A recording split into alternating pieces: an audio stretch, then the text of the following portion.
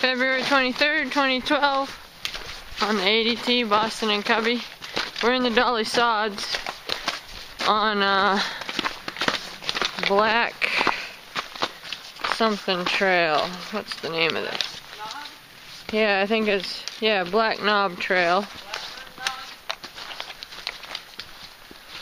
Blackbird Knob.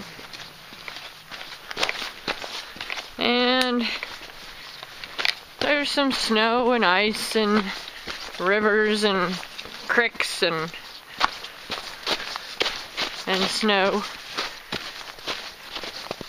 and more snow, but it's a pretty good trail if you can follow it.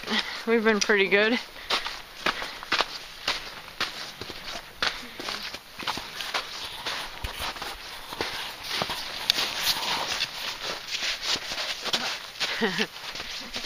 There's always hidden rocks.